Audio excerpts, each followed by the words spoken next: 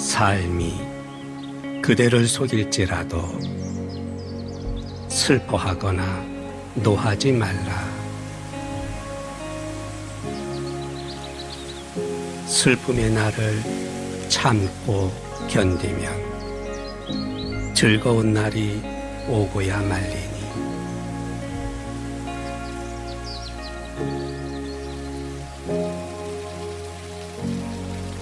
마음은 미래를 바라느니 현재는 한없이 우울한 것. 모든 것 하염없이 사라지나 지나가 버린 것은 그리움으로 되리니.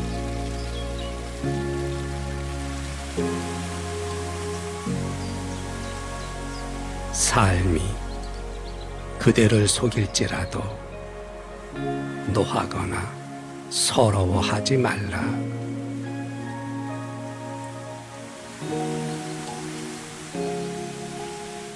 절망의 나날 참고 견디면 기쁨의 날 반드시 찾아오리라.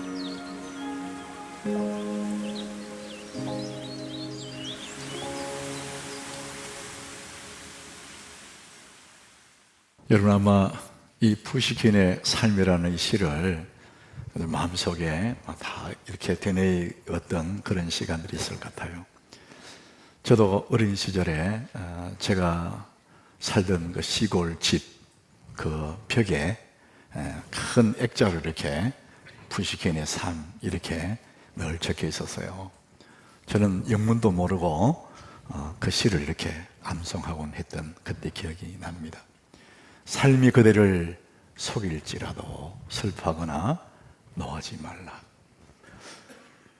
우리의 인생이 내 마음대로 안 될 때 나를 속인다잖아요.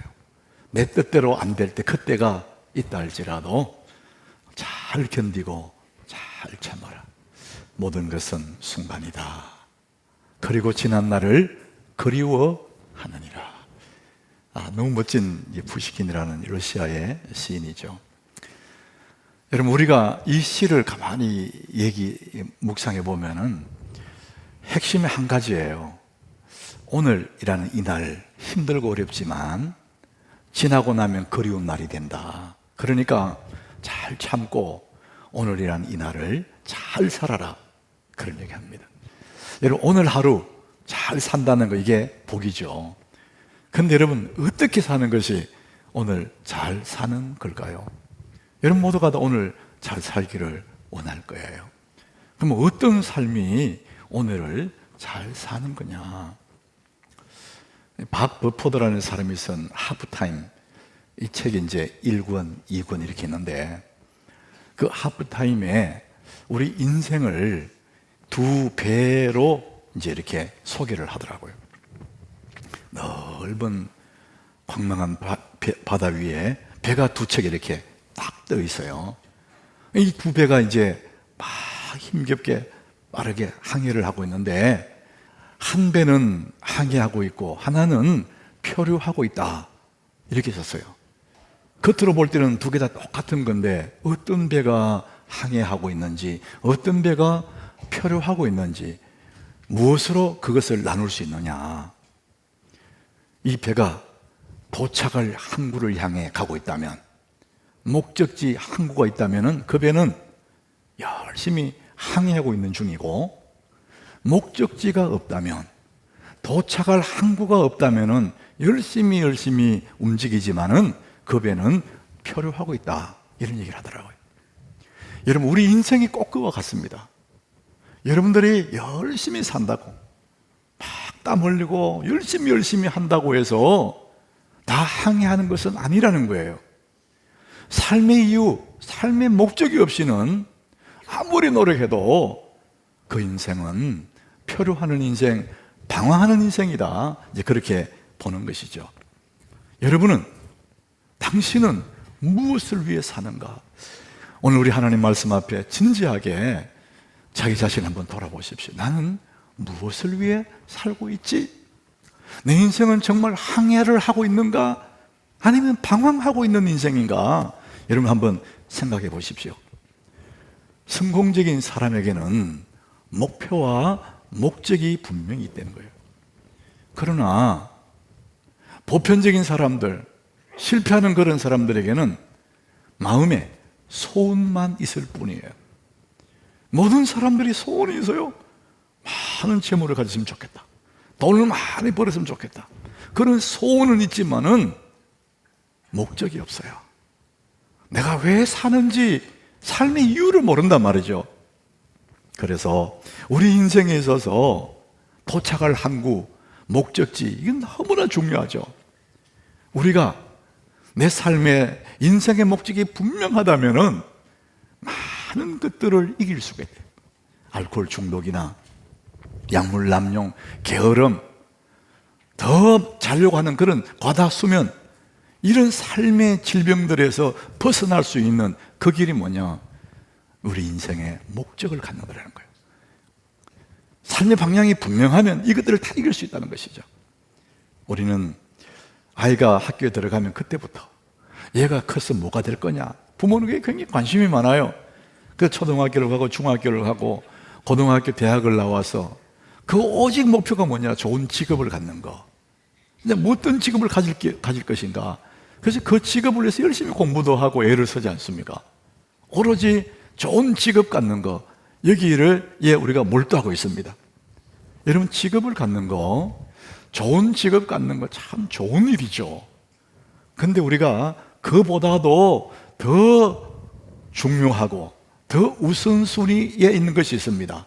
어떤 직업을 가질 것인가 보다도 어떤 사람이 될 것인가, 이것이 훨씬 중요합니다. 오늘 지난주하고 이제 본문이 같은 본문인데 오늘 본문 1절에 보니까 고넬료라는 사람이 나오는데 이 고넬료의 직업을 소개합니다. 우리 같이 한번 읽어보겠습니다. 가이사라에 고넬료라 하는 사람이 있으니 이달리아 부대라 하는 군대의 백부장이다. 자, 고넬료라는 사람이 가장 첫 번째 소개하는 게 뭐냐? 그의 직업을 소개합니다. 가이사라에, 이 지중해 쪽에 있는, 이스라엘 지중해 쪽에 있는 그 도시에 로마 총독부가 거기 있는 거죠. 거기서 직할 부대가 거기 있는데 그 부대의 백부장, 군대 지휘관이라는 거죠. 그래서 이 고넬료는 군인이었다. 직업 군인이다. 이제 이 직업을 그렇게 소개해요. 여러분, 그 당시에 로마 황제의 직할 부대의 장교 군인이다. 대단한 거잖아요. 그 정도 스펙이면 어디 내놔도 빠지지 않을 만큼 나름대로 사회에 성공한 사람이다, 이렇게 볼 수 있겠죠. 자, 1절에서 이제 그의 직업을 소개하고요. 이제 2절에서 또 다른 면을 소개합니다. 우리 같이 2절을 읽어보겠습니다. 그가 경건하여 온 지방과 더불어 하나님을 경외하며 백성을 많이 구제하고 하나님께 항상 기도하더니. 지금 하나님이 이 2절을 소개하면서 하나님의 관심을 우리에게 보여줘요. 우리의 관심은 늘 어떤 직업을 가질 것인가, 어떤 좋은 자리에 갈 것이냐, 여기에 우리의 관심이 있지만은 하나님의 관심은 그것보다도 이 사람이 어떤 사람이냐, 어떤 삶을 살아가고 있느냐, 거기에 하나님이 관심을 두는 것이죠. 여러분, 오늘 이 예배 시간에 한번 주님 앞에 생각해 보세요. 나는 지금까지 살아왔는데 무엇을 위해 살아왔지? 지금도 내가 뭔가를 추구하고 있는데 나는 뭘 추구하고 있나? 한번 생각해 보세요. 사람들은 저마다 뭘 추구하고 있습니다. 스탕달이라는 사람이 이런 얘기를 해요. 아침에 집을 나서는 사람들, 가는 곳은 다 다르지만 한 가지 목적으로 간다. 그게 뭘까? 여러분, 서울의 아침 지하철역 그 광경을 한번 보세요. 도로가 꽉꽉 막혀 지하철이 뭐 얼마나 콩나물처럼 바글바글바글해요. 그 많은 사람이 집을 나왔어요. 집을 떠났어요. 어디로 갑니까? 직장으로 막 가서 사람들 찾아가고 만나고, 가는 곳은 다 다르지만은 모든 사람이 찾는 한 가지 목표가 있습니다. 그게 뭐냐? 행복입니다. 행복을 찾아서 그렇게 집을 나서는 것이죠. 사람들의 마음속에는 행복하고 싶어요. 제가 이민교회 목회할 때 그 외로운 이민자들을 위해서 작은 음악회를 열었습니다. 근데 외부에 이제 사람이 왔는데 이호섭이라는 분이 오셨는데 이분이 이제 그때 우리에게 노래를 가르쳐주고 같이 노래를 불렀는데 저는 그때 처음 이런 노래가 있구나. 참 노래가 좋더라고요. 그게 사랑을 위하여. 여러분 아시죠? 이른 아침에 잠에서 깨요. 가사도 너무 아름답고 멜로디도 너무 아름답더라고요. 이른 아침에 잠에서 깨어 너를 바라볼 수 있다면 물안개 피는 강가에 서서 작은 미소로 너를 부르리. 그 다음에 귀절이 기가 막히더라고요. 하루를 살아도 행복할 수 있다면 나는 그 길을 택하고 싶다. 인간의 마음에 있는 욕망을 그대로 표출하는 거예요. 모든 인간들의 마음속에는 행복, 내가 행복할 수 있다면 거기에 올인하겠다, 이런 얘기죠. 그래서 사람들이 행복을 위해서 사람을 만나고 행복을 위해서 연애도 하고 결혼도 하고 행복을 위해 직업도 하고 돈도 벌고 출세도 하고 성공도 하고 오로지 행복하기 위해서 사람들은 행복을 추구하는 사람들. 여러분들도 예외 없이 행복을 추구하고 있을 거예요. 지난 1월 30일 날 신문지상에 나와 있던 기사고 TV에도 여러 번 뉴스로 나왔는데 여러분 다 아마 몇 번 보셨을 거예요. 32살짜리 여자 검사 임용을 앞둔 32살짜리 여자 이야기예요. 이 여자가 이제 조금만 있으면 검사로 이제 임용이 되는데 어느 날 술을 먹고 술이 취했어요. 그래서 술을 먹고 행패를 부리는 거예요. 그래서 경찰이 와서 출동했습니다. 여경이 와서 막 말리고 그러니까 이 술 취한 이 여인이 여자 경찰의 머리카락을 쥐고 막 흔드는 거예요. 네 누군지 아나? 네 누군지 어떻게 알아 우리가? 술 취해가지고 막 흔들고 네 누군지 아나? 남의 여자 머리 한번 흔들고 그 공든탑이 다 무너진 거예요. 결국 재판에 넘겨져서 검사는 물 건너가 버렸어요. 술이 문제긴 해요. 근데 저는 술보다 더 큰 문제가 있어요. 술 마셔서 그럴 수도 있지만 왜 그렇게 됐냐? 이 젊은 여인은 검사가 되기 위한 목표가 있었지만은 좋은 검사가 돼야 되겠다, 이런 목적이 없었어요. 왜 검사가 돼야 되는지도 이유 없이 검사가 되면 폼 나겠지, 그것만 생각한 거예요. 좋은 검사가 돼야 되겠다, 이런 삶의 목적이 없는 거예요. 얼마나 많은 사람들이 이런 식으로 삽니다. 왜 돈 벌어야 되는지도 모르고, 왜 승진해야 되는지, 왜 건강해야 되는지, 그냥 잘 먹고 잘 사는 거, 돈 많이 벌면 뭐 평안하겠지, 돈 많이 벌면 재밌겠지. 옛날에 그런 개그도 있잖아요. 돈 벌어서 소고기 사 먹겠지. 아무 목적이 없어. 그냥 막연해. 그러니까 문제가 생기는 거예요. 우리나라 유명한 정신과 의사 이시영 박사를 아시지 않습니까? 이분이 연세가 많이 들어서요. 근데 여전히 이분이 왕성한 활동을 하시더라고요. 그분이 선책 중에 쉬어도 피곤한 사람들, 제목에 참 의미가 있어요. 쉬어도 피곤한 사람, 이 시대 사람들 얘기하는 거예요. 육체의 노동을 하는 사람들은 그냥 며칠 쉬고 나면 다 피곤이 풀리지만 정신 노동하는 사람들은 쉽게 풀리지가 않는데요. 우리나라 취업 포털 잡코리아, 거기에서 직장인들을 이렇게 조사를 해보니까 우리나라 직장인들 95%가 피곤하다, 이렇게 말한다는 거예요. 너무 피곤해한다는 거예요. 너무나 우리 마음을 무겁게 하는 것은 우리나라 30대, 40대 가장 왕성 일해야 될 30대, 40대 10명 중에 2명, 3명, 두세 명은 우울증을 앓고 있대요. 공황장애 앓고 있는 사람도 있고. 그만큼 열심히 살았는데 피곤하다는 거예요. 덜 피곤하다는 거예요. 여러분, 왜 피곤할까요? 쉬어도 왜 피곤할까요? 성경은 이렇게 말합니다. 전도서 1장 8절, 모든 만물이 피곤하다는 것을 사람이 말로 다 할 수 없나니 눈은 보아도 족함이 없고 귀는 들어도 차지 아니한도다. 만족이 없다는 거예요. 아무리 많이 가져도, 아무리 좋은 것 봐도, 만난 것 먹어도 만족이 없대요. 만족이 없으니까 늘 피곤한 거예요. 사람이 삶의 방향을 잃어버리니까, 목적을 잃어버리니까 뭘 가져도 먹어도 만족이 안 되는 거예요. 여러분, 재물이나 지위로는 만족이 안 됩니다. 왜? 그것이 우리 인생 목적이 아니기 때문에 그래요. 미국 교회의 어느 젊은 청년이 굉장히 신실한 사람이 있었대요.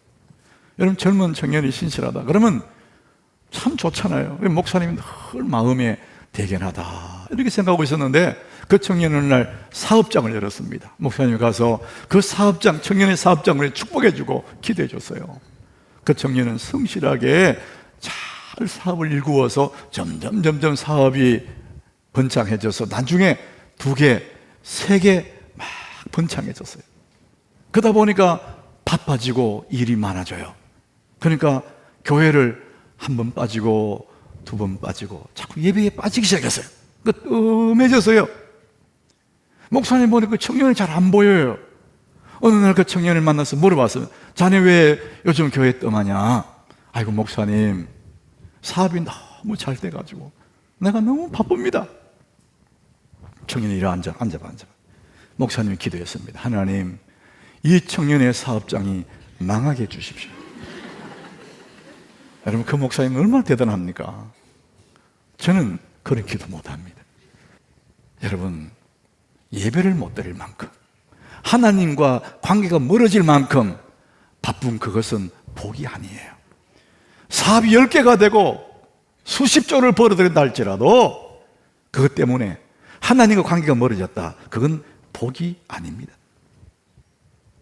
여러분, 이렇게 말씀드리면 여러분의 생각에 그럼 재물을 갖지 말라는 거냐고, 성공하지 말라는 그런 말씀이냐고 이렇게 생각이 들 거예요. 아닙니다. 여러분, 오히려 여러분들 많은 소유를 가져도 괜찮습니다. 성공하십시오. 높은 지에 올라가십시오. 그러나 여러분, 그것 때문에 하나님과 멀어지는 법이 없기를 바랍니다. 우리가 어떤 상황에 와도 하나님과 내 관계가 멀어진다면 그건 복이 아닙니다. 여러분, 진짜 성공이 있습니다. 어떤 것이 정말 성공일까? 진짜 성공한 사람의 이야기가 오늘 본문 4절에 있습니다. 같이 읽어보겠습니다. 고넬료가 주목하여 보고 두려워 이르되, 주여 무슨 일이니까? 천사가 이르되, 내 기도와 구제가 하나님 앞에 상달되어 기억하신 바가 되었으니. 고넬료를 하나님이 기억한다는 거죠. 기억하신 바가 되었다.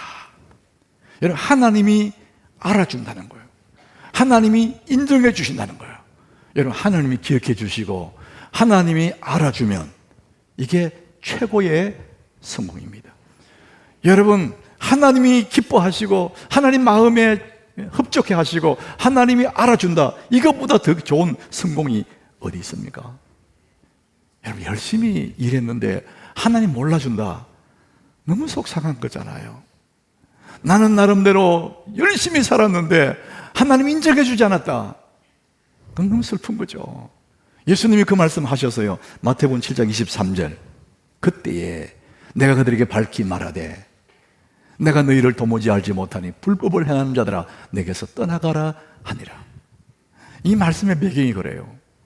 엄청난 일을 했다는 겁니다. 대단한 일을, 업적을 쌓았다는 거예요. 그런데 주님이 하시는 말씀이, 이 불법을 행하는 자들아 내게서 떠나라. 나는 도무지 너희를 알지 못한다. 하나님 기억 안 해준다는 거예요. 인정을 안 해준다는 거예요. 그런데 하나님은 고넬료를 기억해 주신다는 거예요. 고넬료의 그 삶을 기억해 주셔요. 뭘 기억해 줬냐? 고넬료의 스펙을 기억해 줬냐? 그의 프로필을 기억해 줬냐? 그의 직업관, 그게 아닙니다. 하나님이 기억해 주신 것은 딱 한 가지예요. 오늘 4절 다시 한번 보겠습니다. 하나님 뭘 기억해 줬느냐? 내 기도와 구제가 하나님 앞에 상달되어 기억하신 바가 되었다. 너의 기도와 구제, 이렇게 말씀합니다. 기도는 하나님을 대상으로 하는 거예요. 구제는 사람을 대상으로 하는 겁니다. 그의 직업을 하나님이 기억해 주시는 것이 아니라 그의 삶을 기억해 주시는 거죠. 하나님은 그의 삶을 인정해 주셨습니다. 뿐만 아니라 22절에 보면은 하나님이 그를 인정해 주실 뿐만 아니라 사람들도 그를 인정한다는 겁니다. 이 말씀 보니까 유대 온 족속이 칭찬하더니 그랬어요. 고넬료는 정복자의 군인이에요. 그런데 피정복자의 이스라엘 사람, 유대 사람들이 그를 어떻게 칭찬합니까? 우리 입장에 생각하면 딱 느껴져요. 우리가 어릴 적에 애들이 울면은 어머니가 그래요. 얘 울지 마라. 일본 순사 온다, 일본 순사. 제일 무서운 존재가 일본 순사예요. 애가 딱 그칩니다. 일본 순사 본 적도 없는데 하도 그러니까 딱 그칩니다. 우리 대한민국 사람들 모두가 다 일본 순사 다 싫어합니다.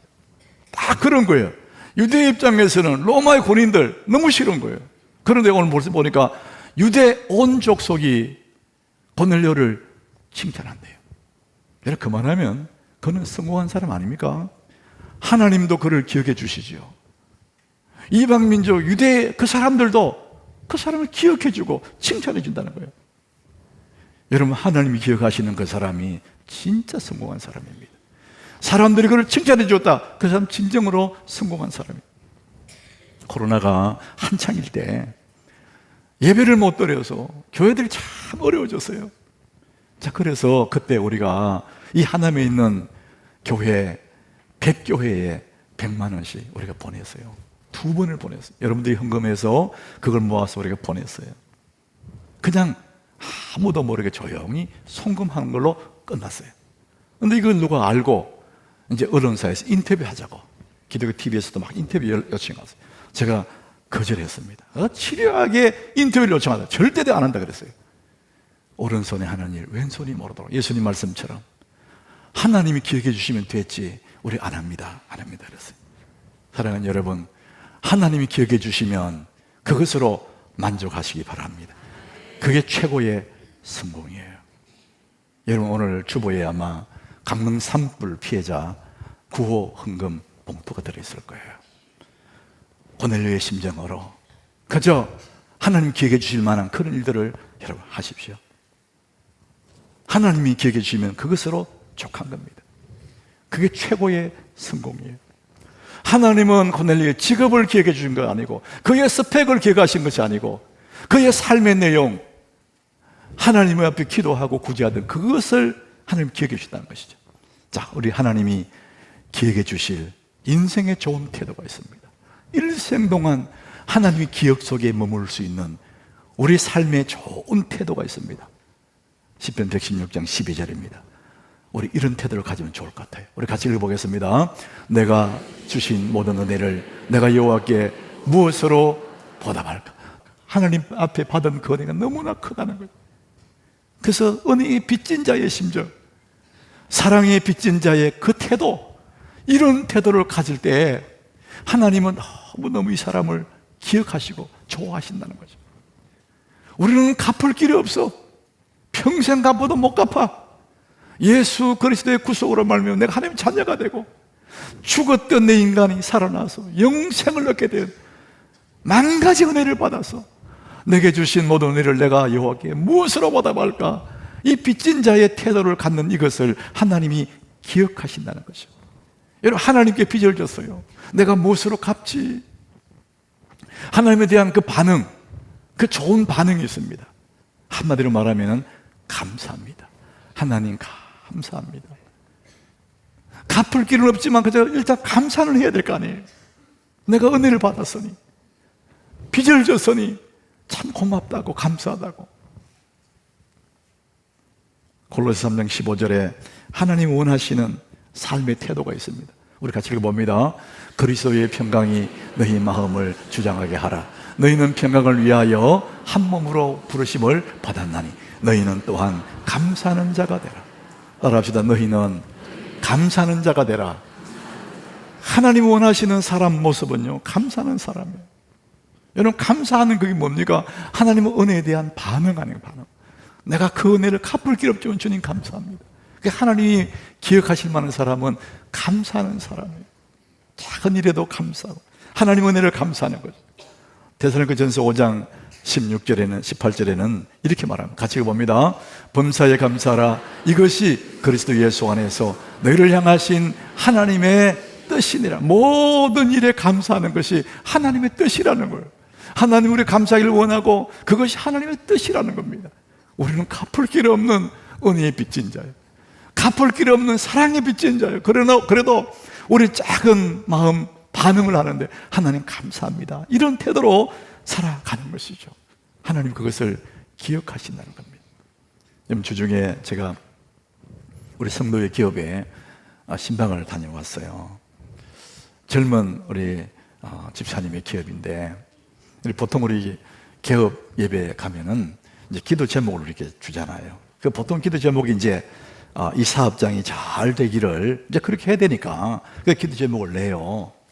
근데 이 집사님이 이제 두 가지 기도 제목을 냈더라고요. 이제 그런 게 없고 뭐라고 했냐면은 범사에 감사하고 하나님 인도하심 앞에 겸손하도록, 그렇게 기도 제목을 냈더라고요. 두 번째는 친절하고 온유한 사람이 되도록.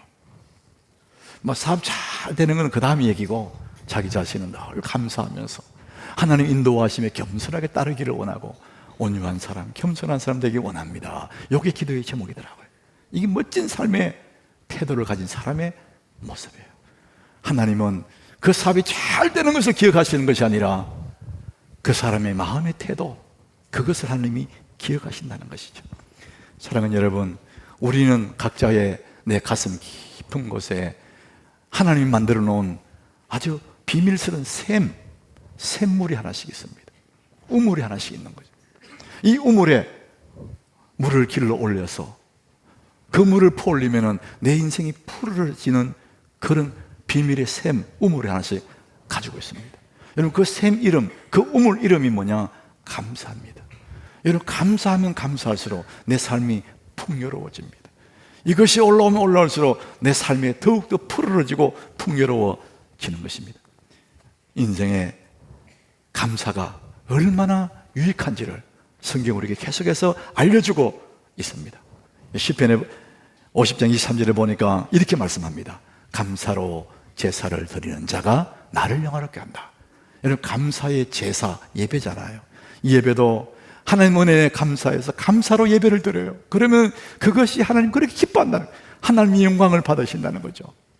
그의 행위를 옳게 하는 자에게 내가 하나님의 구원을 보이리라. 그런 사람에게 하나님의 큰 손이 나타난다는 겁니다. 사랑하는 여러분, 우리는 만 가지 은혜를 받은 사람이요, 그런 평생 갚아도 갚을 길이 없어요. 그저 우리의 입술로 주님 감사합니다, 그 작은 감사를 통해서 하나님은 영광을 받으신다는 것입니다. 이게 하나님 기억하실 만한 삶의 태도라는 거예요. 나는 참 행복해. 여러분, 입에 이 말을 선언하는 순간에 불행이 물러가요. 나는 참 감사해. 이럴 때 내 속에 샘이 올라오는 겁니다. 그 삶이 점점 푸르러지는 거예요. 우리 한번 따라해 봅시다. 나는 참 행복해. 나는 참 감사해. 여러분, 하나님을 생각하면서 나는 참 행복하다고, 나는 참 감사하다고 입으로 선언을 할 때마다 하나님의 손이 나타날 줄로 믿습니다. 사랑하는 여러분, 가이사랴에는 고넬료만 있었던 게 아니에요. 거기에는 총독보가 있었으니까 총독이 있을 거예요. 천부장도 있을 거예요. 다른 백부장도 많을 거예요. 그런데 하나님이 기억하시는 사람 딱 한 사람, 고넬료였습니다. 그의 높은 지위, 그의 스펙, 그런 프로필을 기억하신 게 아닙니다. 하나님은 딱 한 가지, 고넬료의 삶의 내용, 하나님 기억하시는 그 고넬료가 향기 나는 삶을 살았지 않습니까?